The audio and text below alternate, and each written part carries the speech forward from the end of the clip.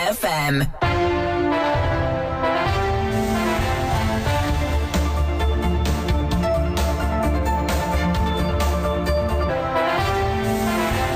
Hello, good afternoon, and welcome to the Midday News on 3FM 92.7. My name is Beatrice Adu. The news is also live on Casmi 107.1 FM and across the world at 3news.com. Coming up in the next 30 minutes.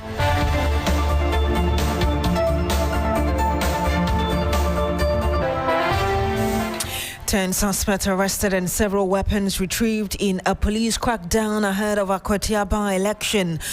Meanwhile, the Action People's Party is seeking an injunction against the EC over claims its candidate was denied the opportunity to run in the by-election.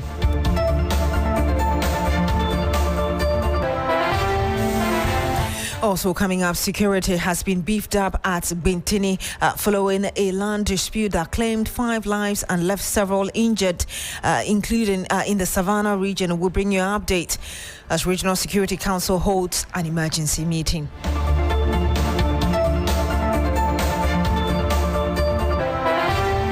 And much later this afternoon, blame game over 2024 electoral defeat takes tribal and religious dimensions as campaigning for flag bearership in NPP ahead of January 2026 presidential primary intensifies.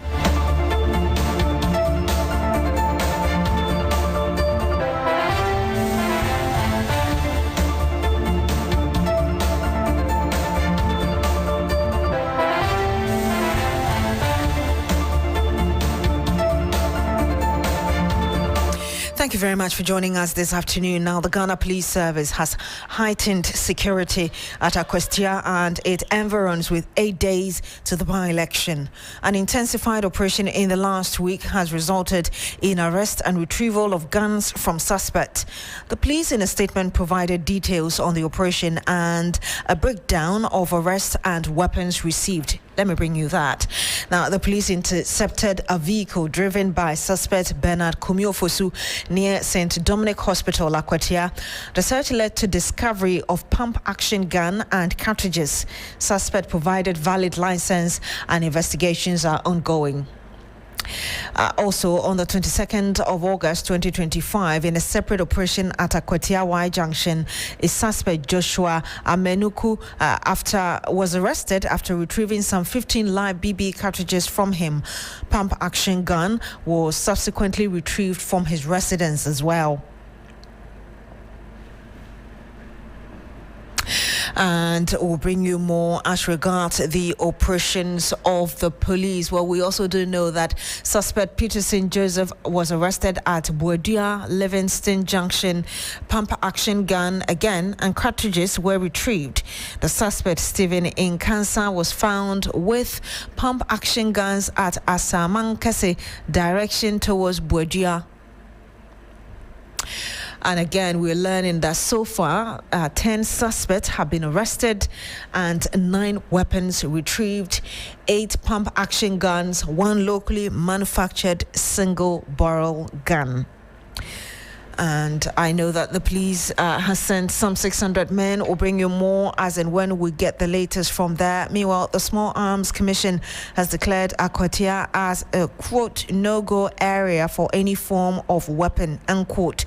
In a statement, the commission warned that persons arrested in breach of this directive will be prosecuted. Let's speak to Emmanuel Koting. He's the Executive Director, Africa Center for Security and Counterterrorism. Good afternoon to you, sir. Thank you so much for joining us. Good afternoon. Thank you for having me. The operation. Good afternoon to your cherished listeners. The operation undertaken by the police in the last couple of days is raising some serious concerns, particularly with the nature of guns they have randomly retrieved from those in the community. Does it sound any sort of alarm for you as well? Well, I think it's just the scratch of the surface as far as small arms and light weapons in the hands of civilians are concerned. You know, Akwatia is a hot spot of galamsey, and more often than not, these galamseyers are more armed to the teeth. In your report, you did indicate those who were arrested were able to show such weapons were licensed into their names. So we have to look at our legal regulatory framework as far as licensing of weapons are concerned. Why should these little weapons be licensed into the name of private individuals? For what purpose? So to me, I think that the call by the Commission for Small Arms and Light Weapons is in the right direction, but they lack that authority.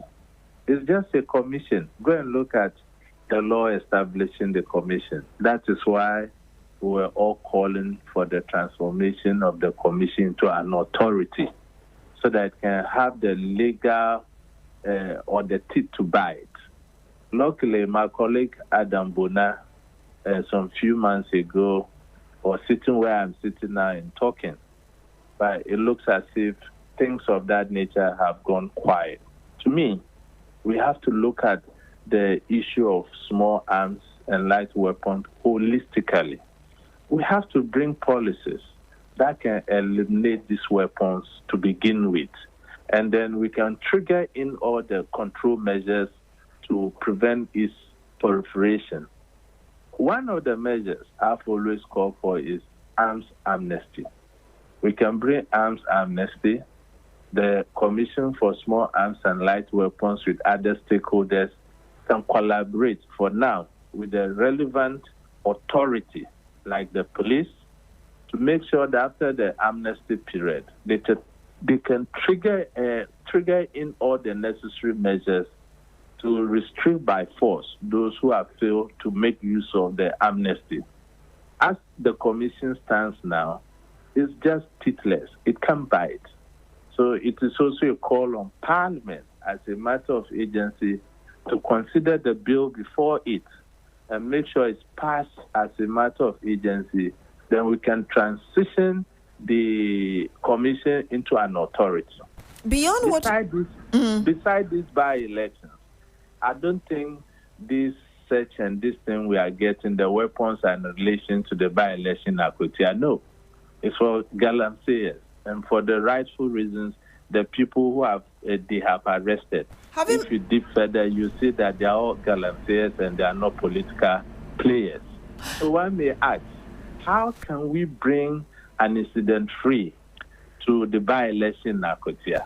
And that's where I was going to. How do you expect the police to handle this beyond these operations that I just mentioned to you? Look, I am of the firm belief that good things can equally come from Africa for the West to copy from us. By-elections in Ghana has resulted in unnecessary deaths and casualties. Sometimes you see people maimed for life.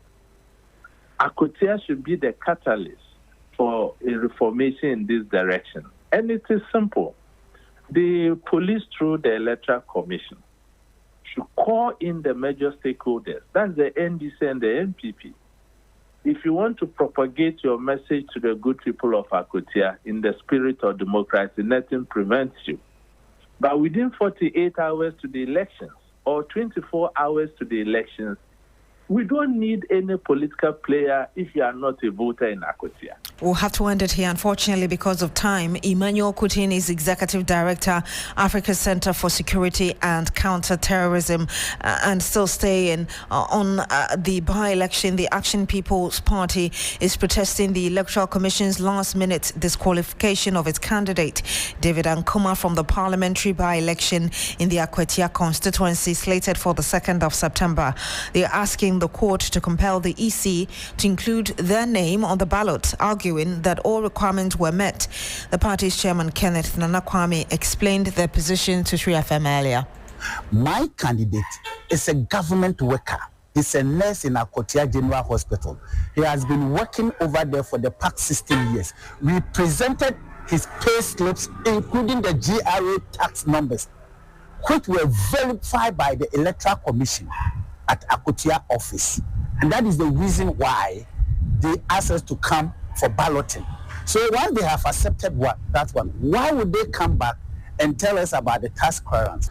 We have done with this. We have gone through all these proceedings with him. Right after I speak with Mr. Tete made Mr. Kisi call me to submit my logo for the notice of the poll. which I did it around 4:30. That was where we received the disqualification letter from Mr. Titi saying that, we did not present our task clearance. So what you people are doing is not fair. That is why we spoke to our lawyer and we took them to court to put injunction on the case. So 28 is the court case. We want the court to order the Electoral Commission to include my candidate at the Akotia by-election. And you had the chairman of the Action People's Party, Kenneth Nana Kwame, going to court against the EC over what he calls last-minute disqualification of the party's candidate for the by-election in Akotia. Yvonne Nekwe is our regional correspondent in the Eastern region. She joins us live on the line. Yvonne, I know you've been monitoring campaigning at Akotia ahead of the September 2 by-election. How are things shaping up for the contestants? Okay, we've lost Yvonne Nekwe on the line there. Let's stay on politics as we try to reconnect to her and shift our attention to the opposition NPP, where the contest to elect a new leader is intensifying. The race has taken a sharp turn, with leading aspirants trading accusations over what led to the party's defeat in the 2024 elections.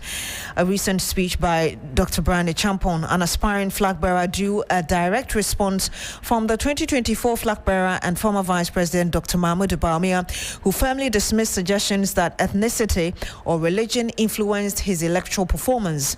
The exchanges have raised concerns about the tone of the campaign and whether the party's leadership should intervene to maintain decorum.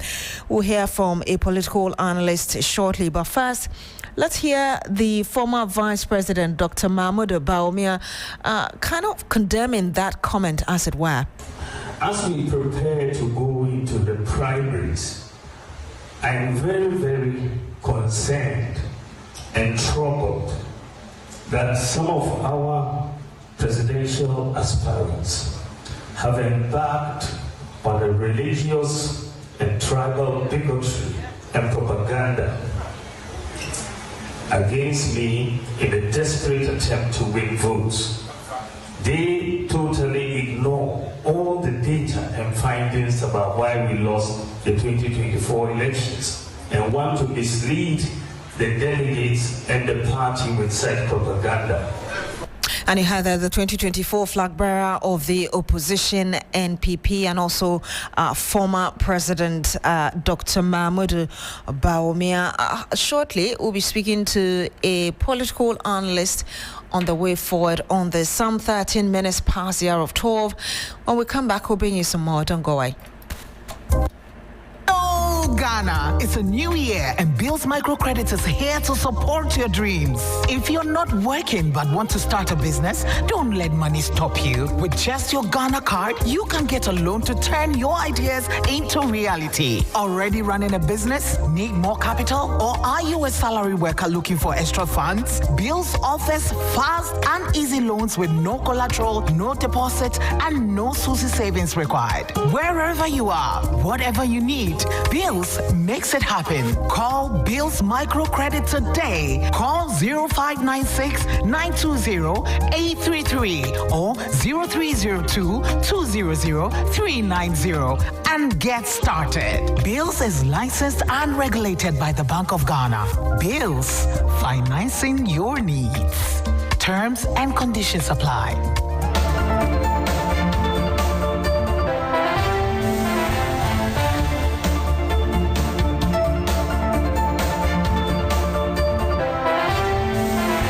And you're still here on the Midday News on True FM and 92.7. Let's go up north because security has been beefed up at Beatrice following a land dispute that claimed 5 lives and left several others injured.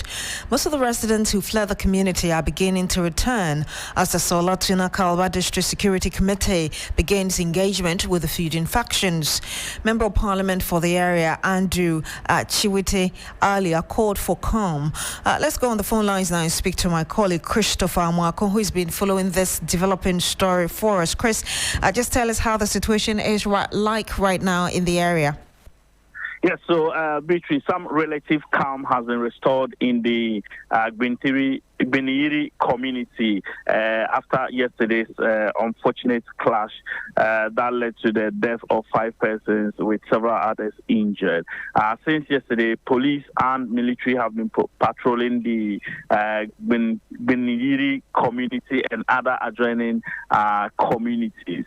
There was a near reprisal attack from other communities, but the intervention of the security have been able to foil that attack. Some engagements have also commenced. The Sola Tuna Kalba District Assembly has District Security Council has taken an initiative in that regard by engaging some key stakeholders within the catchment area. And so for now, there is no incidence of violence again in the area, even though the people within these areas are still peeved. And Chris, we understand that the Savannah Regional Security Council is meeting on this matter. Has the meeting ended? Any information coming from there yet? Okay, so the meeting has not ended, but one thing that we do know is that this meeting could be one that will influence some military or police or security beefed up in the area, because since yesterday the security from Sola and Bole as well as the Damango area have been patrolling that area, and so we are expecting that probably there could be more deployment from the other parts of Savannah region to the Beniri area. Thank you very much, Christopher Marco. He's our Northern Region correspondent. Now, WAEC has released the result of over 600,000 candidates who sat for the 2025 BECE, but not everyone is celebrating. 895 results were cancelled and 1,333 results were withheld. This is the latest chapter in the long fight against exams malpractice. According to the head of public relations for WAEC, John Kapi, most of the cancellations were due to unauthorized use of mobile phones and other foreign materials in the examination halls. He told TV3's New Day that the candidates' ability to sneak in mobile phones suggests inadequate searching by invigilators or possible collusion. Basically, it's because of the excessive use of mobile phones in the examination hall. A number of the candidates are now resorting to sneaking into the halls with mobile phones, and that is one major offense that would certainly attract that kind of punishment.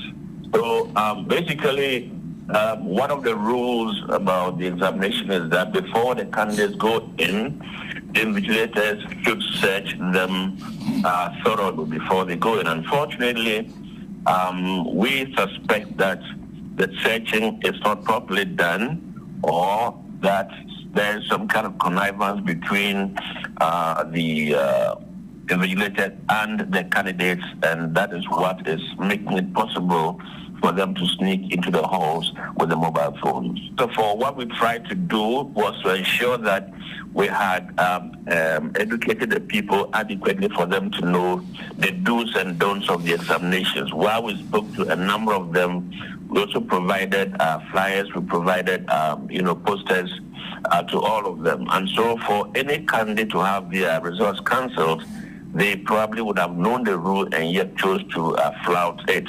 For those whose, there are others also whose subject results were cancelled. Now, for those subject results, it is either that they had foreign material on them, and that, of course, is against the rules.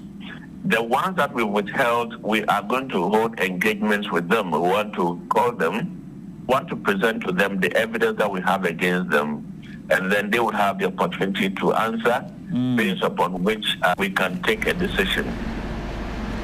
And I heard that John Kapi, he speaks for WAEC. The The Controller and Accountant General Beatrice Adu has told the Public Accounts Committee that Ghana's public debt currently stands at a whopping 861.4 billion cedis. An earlier report by the Auditor General submitted to Parliament indicated that this amount was overstated, with fears that it could come with some negative consequences for government account. But responding to a question posed by the chairperson of the committee, Abno Sansari, the Accountant General explained that the figures remain the same, although some minor reconciliations were done to that effect. This is what unfolded at the committee sitting earlier today. Madam Chair, what I would say is that we prepare whole of government accounts covering the local government, that's the MMDAs, central government, and then SOEs. So when it comes to the debt figure, we look at that for central government and guaranteed SOEs, and then the unguaranteed SOEs, and the summation of the two gives us a total for the whole of government accounts. When we did that, our figure for the whole of government accounts was 861.4 billion, and that of the central government and the guarantee SOEs came to 711.4 billion. And this is what we reported in the financial statement. But after the report was submitted to Parliament, we met with the auditors, and then we reconciled, we did some reconciliation, but we still came back with the same figure, the same 861 billion for whole of government, and then 711.4 billion for central government and guaranteed SOEs. So far as we are concerned, we reconcile. The figures haven't changed. The figure, as we see in the financial statement, is the same as we have after the reconciliation, and they haven't impacted on the accounts of the state. There wasn't an overstatement, but just some few reconciliations that we have to do with the auditors. Thank you. Well, I can also say that I have the breakdown of the difference, and that pertains to the various SOEs.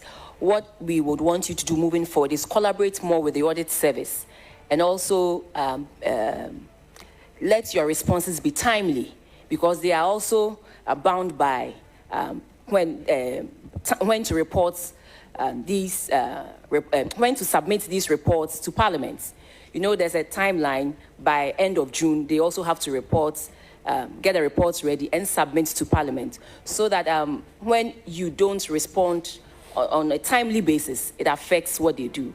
So I believe we have brought some clarity to this issue of the overstatement of public debts. The difference had to do with And you had there Abino Sansari. She's the chair of the Public Accounts Committee. Like I told you, the committee is still sitting. We're joined by Christian Yale. He's my colleague who is monitoring events there for us. Chris, we do know that a major concern for most Ghanaians is the failure of state agencies to retrieve public funds from persons who have misappropriated them. What's the Controller General's response to these concerns? Beatrice, you know, on Friday, for instance, when the Ministry of Education, under which we have the Ghana Education Service, appeared before the committee, we had roughly about 50 different districts under the Ghana Education Service that were cited for infractions, including end salaries and then payment of responsibility allowances to persons who are not mandated to receive such monies. And so that was one major concern that the chairperson raised. It was an issue of interest, asking the Accountant General to know what steps it is taking to prevent future occurrences of such. And the revelation from the Accountant General was that his office is currently working with security agencies like the Office of the Special Prosecutor to ensure that they discover and uproot all persons who are known to validate such payment to officers who are not mandated. There are even instances that you go through the audit report and realize that that person or such persons who are being paid such amounts of money are not even recognized as staff in the specific offices under the Ghana Education Service, as well as the other MDAs that have come before the committee. And so they are working assiduously to ensure that going forward, such persons are discovered and dealt with and sanctioned according to law. This was something that even the Deputy Minister for Finance, Thomas Yankwampim, also reiterated, that it is of interest keenly to the Finance Ministry. The ministry itself is currently answering questions where issues about procurement breaches have come up. It has been cited against the ministry that it engaged in some 3 different contracts for hotel service amounting to some 1.3 billion cedis that did not go through competitive tendering or did not go through the entity for tender committee for approval. We can take a listen to what the Controller and Accountant General earlier on the collaborative efforts they are making with the security agencies to deal with persons who validate unearned salaries. Letters to Controller and Accountant General to halt these payments. Some said they have done that for a year. Others said they had done that for some months. And Controller and Accountant General has still not been able, has not stopped these payments. Controller, we want to find out from you that clearly if there's evidence to that effect that they have actually written to your end, they have done everything that they need to do, and your people, as in Controller, has not done the needful, we will speak to the Auditor General and leadership and apply the necessary sanctions because it is becoming too many. Some genuinely tell you, we sent the letters, we have proof, we have done this, we have done that. On Friday, it wasn't a pleasant situation at all. Consistently, we had more than 50 districts being cited for the same issue. Yes. Thank you, Madam Chair. On Friday in the evening, I watched a bit of it on YouTube, and that was around 6 p.m. And I even sent a message to the Director General, Professor Davis, on the same issue. And that very evening, I called Mr. Mark Ilo that I wanted a copy of the audit report. And he has promised that this week I will get it. My issue is we shouldn't just end at recovery, because we realized that we were happy when they said recovered and then we take, recovered then we take. We should go beyond recovery. Who actually did it? If it is controller, the inputs. So the audit report will definitely indicate the recipients and their staff ID, if that should be in the audit report.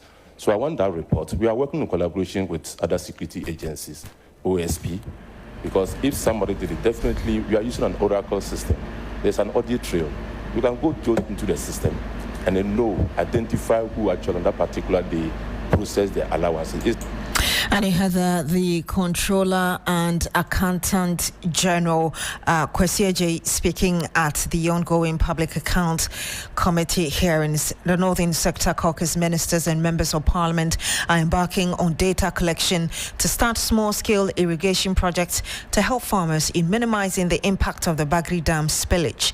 The management of Sonabel, the power generating company in Burkina Faso, has announced that the controlled spillage of water from the Bagri Dam will now take place today instead of the earlier date of Wednesday, the 27th of August. Sonabel says the change in schedule has become necessary due to a sudden surge in the dam's water level, which has now reached 90.24% of its filling capacity.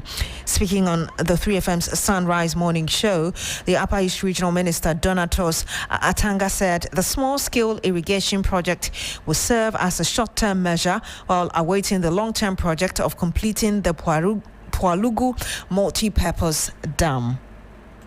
The Northern Sector MPs and the Northern Sector regional ministers have had, with our political appointees, have had a meeting, and then we are looking at the possibility of making sure that before we can take the long-term project of the multi-purpose dam to address this issue, we bring in some small-scale irrigation projects that will draw the farmers away from the bank so that we'll be able to address this issue. That's what we're working on. The multi-purpose dam project is going to come on as promised in the NDC manifesto for the resetting Ghana.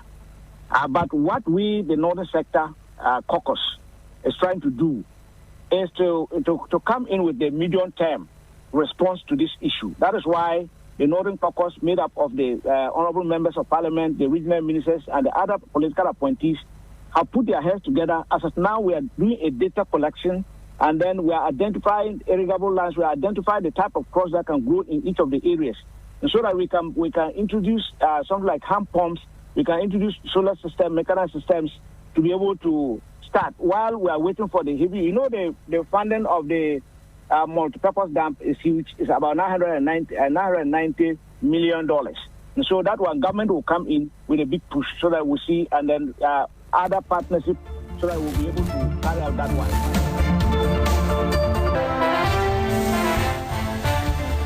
And you had the Upper East Regional Minister, Donatus Atanga. My name is Beatrice Adu. Thank you very much for joining us on the Midday News today on 3FM 92.7. Log on to 3news.com for more news. Coming up shortly is Business Daily with Bismarck. Awusa, don't go away.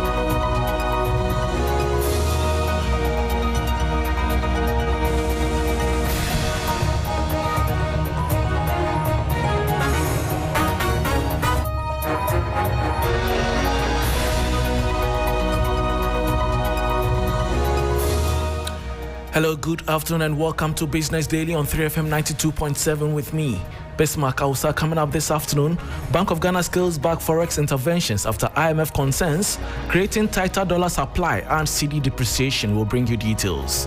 Also ahead, government records second straight week under subscription at Treasury bill auction, raising 5.75 billion cedis against 6.42 billion cedis target. Will bring you details. And Ghana Online Drivers and Courier Union threatens strike, citing increasing attacks on members. We'll hear from Chairman Francis Tenge. The first time since...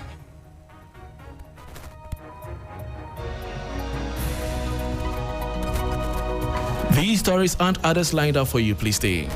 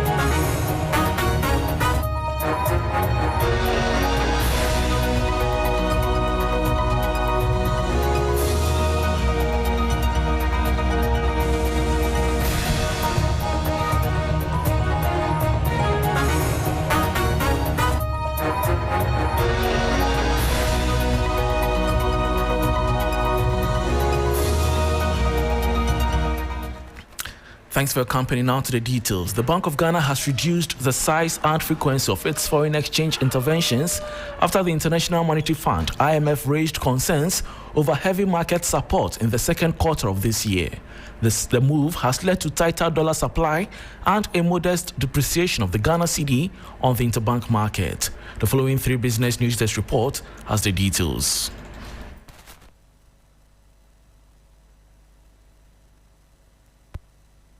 The Bank of Ghana is pulling back on its heavy interventions in the foreign exchange market after the International Monetary Fund cautioned against excessive support measures.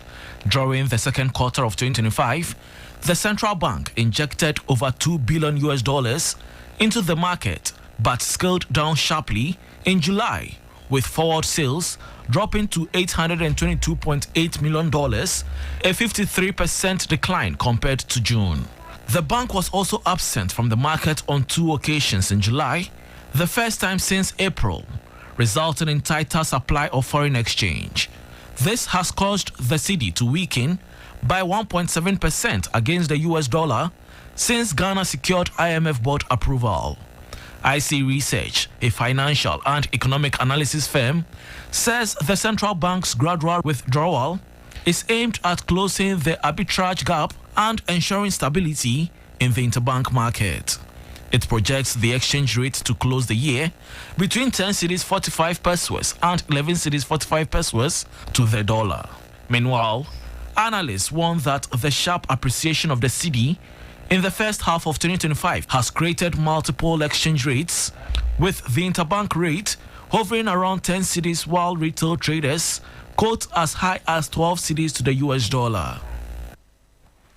And that was a 3 Business News Desk report on the Bank of Ghana scaling back its forex interventions after IMF concerns creating tighter dollar supply and cedi depreciation.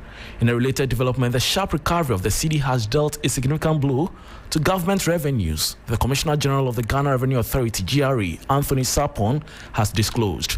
According to Mr. Sapon, the local currency's appreciation from 15 cedis to about 10 cedis 50 pesos to the dollar within 3 months has translated into a 30% drop in revenue collections, particularly at the ports where duties are benchmarked in foreign currency. He noted that the extractive industry and upstream petroleum sectors, whose taxes are also paid in dollars, had similarly seen cedi equivalent receipts fall. Moving on, government has once again failed to meet its treasury bill auction, raising 5.75 billion cedis against a goal of 6.42 billion cedis. The shortfall of 673 million cedis marks the second consecutive undersubscription, highlighting persistent challenges in the government's short-term borrowing strategy. There is more in the following 3 Business News Desk reports. According to the results of Friday, August 22, auction released by the Bank of Ghana, total bids submitted for the auction amounted to 5.81 billion cedis, with authorities accepting a slightly lower amount to manage borrowing cost. The outcome reflects the government's attempt to balance its financing needs with investor demand for higher yields. Yields on shorter dated instruments firmed, reversing a recent trend of compression. The 91-day bills weighted average yield increased to 10.41% from 10.13% the previous week, while the 182-day bill saw its yield rise to 12.38% from 12.23%. This suggests investors are seeking higher returns for shorter-term securities. In contrast, the 364-day bill's yield eased marginally to 13%, down by 8 basis points. The accepted bid ranges underscore the competitive nature of the auction, with the yields for the 91-day notes spanning from 9.47% to 10.83%, the 182-day from 11% to 12.21%, and the 364-day from 11.3% to 14%. The consistent undersubscription points to investor caution and shifting market demands. And that was another 3 Business News Desk report on government mission treasury bill target for the second consecutive week. Now, the Ghana Online Drivers and Courier Union is threatening a strike over rising attacks on its members and what it calls illegal charges by ride-hailing company Bolt. The union says drivers and courier operators have become targets of frequent robberies in areas such as Teshi, Nungwa, Ashoma Estates, Achimota Overhead, and the Accra Tema Motorway. Chairman Francis Tenge says members are living in fear and need urgent help. We are calling on the Minister for Communication, Minister for Transport, the Minister for Employment. The government, Ghana Police Service should come in our aid. We are also calling on the chiefs and people of Teshi, the Ghana chief. We are calling on major stakeholders to help us because the situation that we are facing now is too much. We can't even bear it anymore. Sometimes they even stabbed us, and so it's becoming serious. We leave home and we are scared we cannot return back home. Most of the jobs that we work, our earnings for the day and at night, they take it from us. So we are really scared, and so we really need help for our lives. But sometimes now, anytime that we go to Teshi Mamli, Teshi, Labadi, Nungwa, Achimota overhead, the motorway, Ashoman Estate and its environments, most of the riders that that request us that we take them end up taking our money from us. They end up snatching our phones from us. And mostly what they do is that they are two. And when the first one take the phone from you and you try to get them and then you change the other person, then use the back end and then enter your car, take your money, take whatever belongings that you have. So we are really suffering. We need help. Meanwhile, the union is also accusing Bolt of defying DVLA's directive to stop charging booking fees and has described the introduction of a new platform fee as illegal. Francis Tenge warned that drivers will have no choice but to demonstrate if the fees are not scrapped.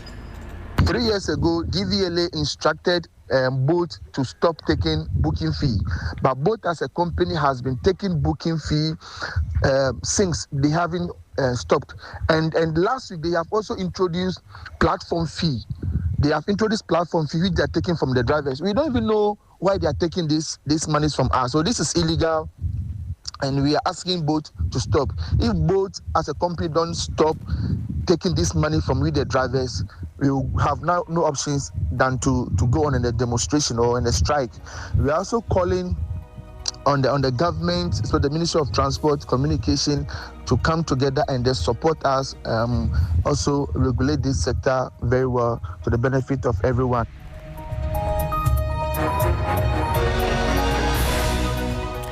And you heard Chairman of the Ghana Online Drivers and Courier Union, Francis Tege, ending the business news on Business Daily on 3FM 92.7 with me, Bismarck Ausa. For more business stories, please check out our website 3news.com. Urban Blend is next with Black Rasta. Please stay.